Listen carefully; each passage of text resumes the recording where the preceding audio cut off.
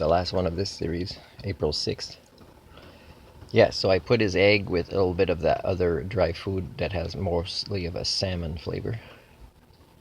And he went to eat some of that. I don't know if he finished it. And I put this here if he wants to go. I showed it to him. And now I just block. I go on the bed when he comes out of the litter box because I don't want him to jump on the bed right away.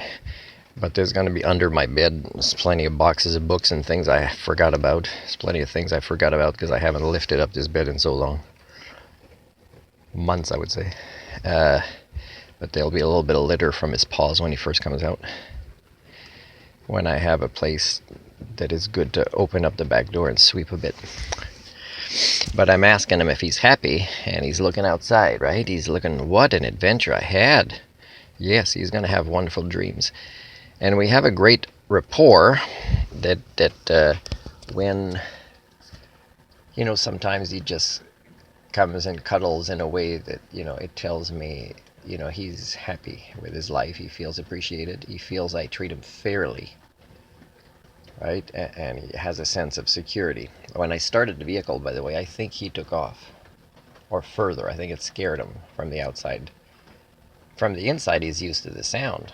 When I start it, now he just goes wherever he wants to go because he knows it'll be moving. I'm still worried about where he goes because it could be some risky places where things fall on him or get him stuck.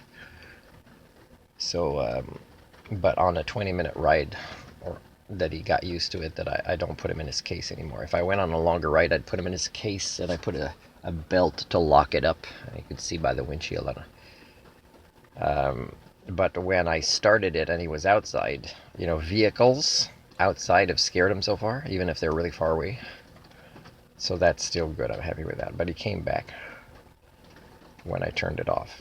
And I didn't mean to kind of, I don't think I caused a panic of I'm leaving without him. I don't think those thoughts went to him. I think it was just, a vehicle, and I'm glad it scares him.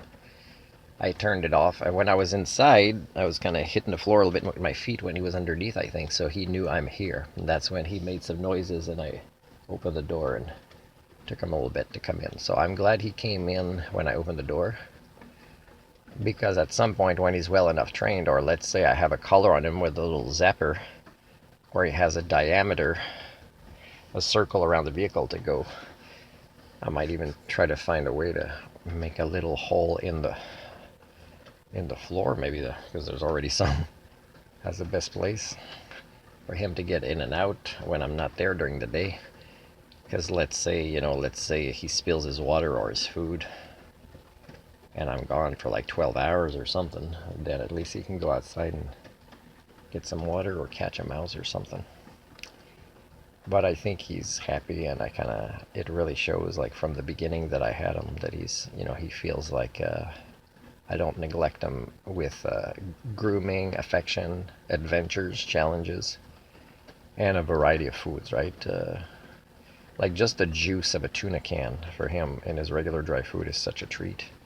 And the raw eggs that I started doing once in a while, and gave him some of the tuna meat too, and a variety of his cans, right? Not always the same flavor. And he seems to like every kind of cat food that's wet and dry that I gave him so far. That was probably new to him, a lot of them. So, and he's got regular bowel movements. I'm jealous because I'm in a place now again because the BC Ministry of Poverty Creation is making me poor again. They're breaking their own rules, and they'll probably justify it in some way and blame it on me when it's them not meeting their obligations. And with everything that's going on in the world, the human rights violations against me, people would think, there's too much on my plate. Nobody would use the argument of, Martin, do you know what's happening in another country right now? You're lucky still, or whatever. And I kind of know this. But they wouldn't think about that. They would think about, you're complaining. I have a big caseload of people just like you. It's even worse for me. And again, that's nonsense, right? That's nonsense from the ministry people that get a paycheck to choose to kill their conscience. And the problems of the ministry are solvable, and they've been getting worse because, the majority of people that work there don't pressure the ministry to get them solved. And they don't even need to pressure the ministry for the sake of us. because you need a conscience for that. They need to do it for themselves and their workload, but they won't even do it. So it's like, you're using the argument that your job is hard. Do you want to switch? I would totally switch with you.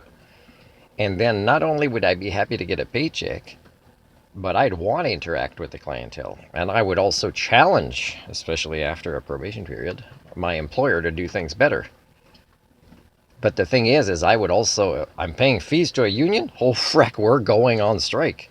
And that's how you change things. I've told people more than 10 years ago that work for the ministry, if you go on strike, I'm there beside you, supporting you. Many of the clients that you treat as your video games or punching bags, but really you're the villains in their lives, is they would go support you still, because you're doing something that seems human to them. To say that's not okay. And if you're not going to go and argue with Netanyahu, then at least argue with your own employers. Like, show you care at a level that is relevant to your life. Like he does. By grooming himself. Self-care.